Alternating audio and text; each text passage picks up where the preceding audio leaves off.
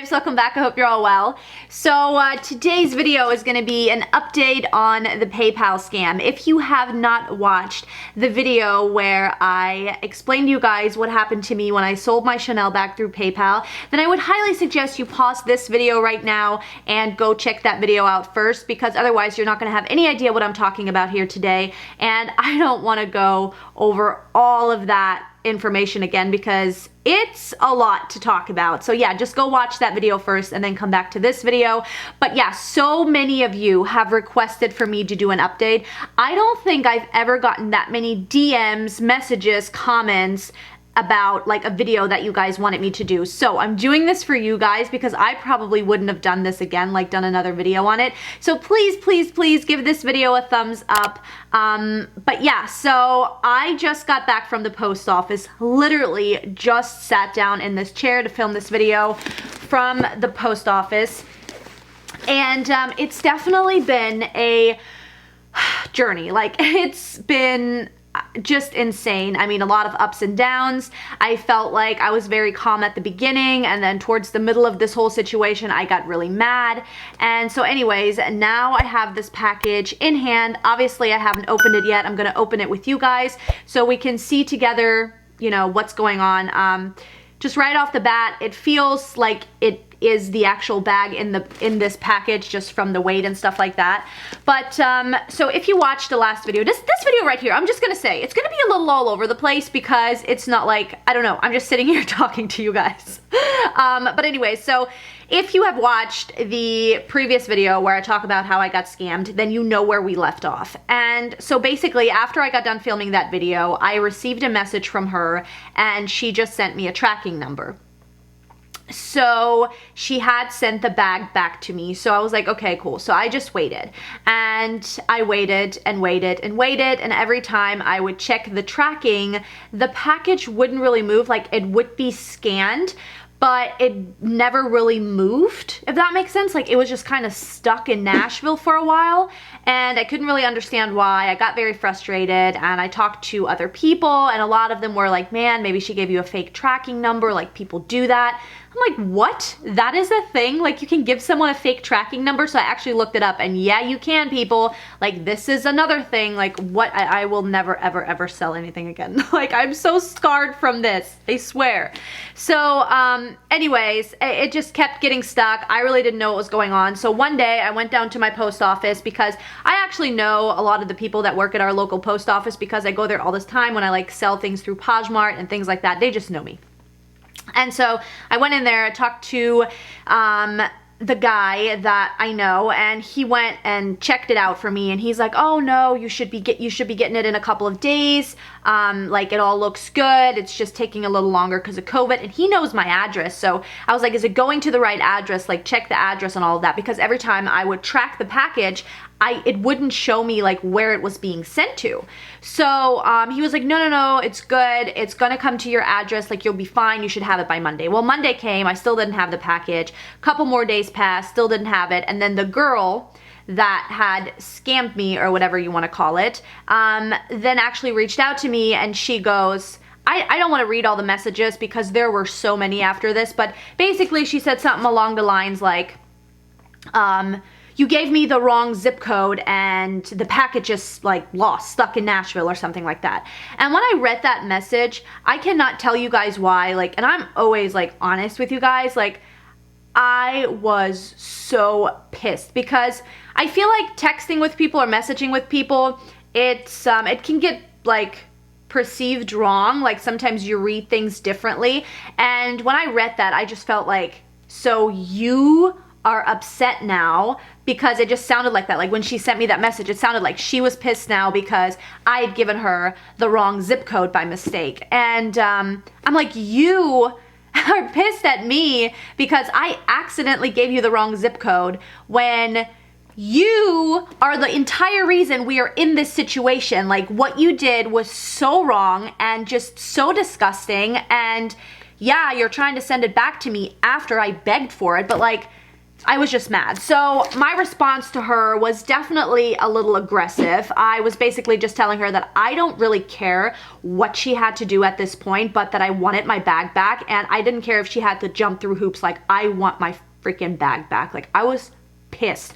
And then after I sent her that, I felt a little bad because that's the person I am. Like, even if somebody does something wrong to me, like, I feel bad for people. Like, I don't know why, you know what I mean? And I can be like, I have anger issues. Like, I can be like a bitch sometimes. And I was really calm throughout this whole situation and never like was rude to her or anything, but at that point I just had enough. Like, I'd waited weeks and weeks and weeks for this bag. Now it's in the wrong freaking area. It has the wrong zip code on it. In her defense, I did accidentally give her the wrong zip code, so the entire address was correct, but the zip code had one wrong number in it, and it's like 1 and 2. Obviously the numbers are right next to each other, so I must have accidentally pushed the wrong number and just nobody caught on to it. And I don't even understand how the people at the post office didn't catch on to it, because like, that address does not even exist. So the zip code was gonna be in Kentucky, and like the address didn't even exist there. So anyways, it was like this whole big thing. And then again, in her defense, she did try to figure it out. She called the post office. She tried to intercept the package. She was like, whatever you want me to do, like, I'll try to fix it. And I don't know if she ended up feeling bad for what she did, but you know, she did try to then get the box back to me, which a lot of people were like, maybe it's still not even the real item in the box. And at this point I'm like, it's got to be the actual bag in the box, because she's now actually trying to locate this package and get it back to me. So it took another couple of weeks. She never really did figure it out, but the people at the post office eventually figured it out. So what happened, it was supposed to go, so what she told me last was it was supposed to go from Nashville back to me. They were gonna just fix the zip code and send it back to me. Well, they never did that. It ended up back in New Jersey, so I was like, great, now the bag is back at her house. But they actually just kept it at the post office, and then what they did from there is, which they were really, really great about it. So from New Jersey, they sent it undercover, I guess is what they call it, send it back to the like head honcho at our post office here in where I live. And so I called that guy after she told me that to make sure this was all accurate, and he was like the sweetest person ever. He was so incredibly helpful. He was so nice. He like, oh my god, like he was just amazing. He called me, like I called him and I talked to him, and he was like, walked me through all the steps, where the package had been, what had happened, how it went wrong, and all this stuff. And then he even took my phone number down. He was like, you know what, I'll just call you the minute I get it, so you can come and just pick it up if you want, so it doesn't have to get like delivered to your house. I mean, he was just so amazing. And he did that. The very next day he did receive the package, and he called me at like 9 in the morning, and he's like, hey, guess what I got your package. And I was like, oh yes, finally, after all this time. And yeah, so I went down there and I picked it up. So just before I unbox this, and obviously I'm really kind of afraid to open this because she did have it in her possession for a while. It's a white bag. You know, I don't know what she did with it, if she wore it, if she, you know, got any stains on it or anything like that. I mean, that is really scary, and we're talking about like an expensive item. I mean, it's a Chanel bag. So I am a little bit scared to like open this right now, but I have definitely learned a lot from this experience. I'm gonna be so much more careful when selling things. And I know a lot of you had commented on my previous video and you were like, you know, basically it's your fault because you used friends and family. But let me just tell you, maybe you are more protected if you don't use friends and family. But I think what people don't understand is that if you use friends and family or not, somebody can still do this. They can still call their bank and, you know, do all of this and say, hey, I never made this purchase, and they will immediately take that money out of your PayPal. And even if you take the money from PayPal and put it straight in your bank, then they will give you a negative balance on PayPal. But yes, it might be easier to get like, to basically get it figured out, and maybe PayPal will help you a little more if you don't use friends and family. So if you, what is it called, like goods and services or something like that. but that's still going to be a hassle. It's still going to be something that's not going to be fixed overnight. And there are scammers out there that are really, really good scammers. Like, they give you the wrong name. They give you, like, this girl, I had like 3 different names. Like, I'm so confused. Like, and everybody was like, oh, give me your name, give me, I don't know her name. Like, her email was different. Her name on Instagram is different. Her name on on this package is different. So I don't, like, you know what I mean? Like, there are people out there that really know what they're doing. Like, you have to be careful. And just because you don't use friends and family doesn't mean that, you know, you're 100% protected. And I even had people comment that said they did use the goods and services and still got scammed.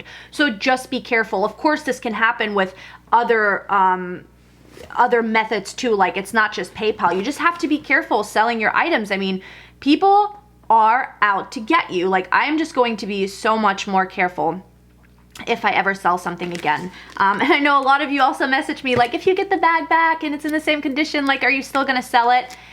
I feel very attached to this bag at this point, and I don't think I ever want to sell it again. Like, I don't know. I don't know. I don't know. I'm just glad that I have it back. So let's just open it and let's see. I'm scared, guys. I'm very scared. I'm glad we're doing this together. I really am. Also, let me know what you guys think, like, about this whole situation. I know so many of you, like, you guys are so sweet. Like, I got some of the sweetest messages, and you guys all felt so bad for me. Like, you guys are amazing. But yeah, let's see. I don't know why I didn't bring a knife up, because I guess I didn't really think this one through. Okay. I am really, really scared. Like, my heart is beating. Okay, well, first of all, it is the bag. She even put it in bubble wrap. So far. Okay, let's just.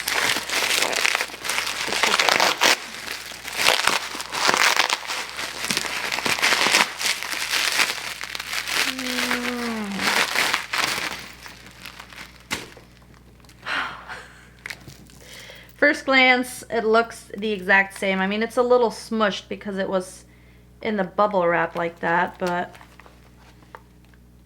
no, it looks the same, guys. Oh my God, sorry, I just yelled, but I got excited. Thank God.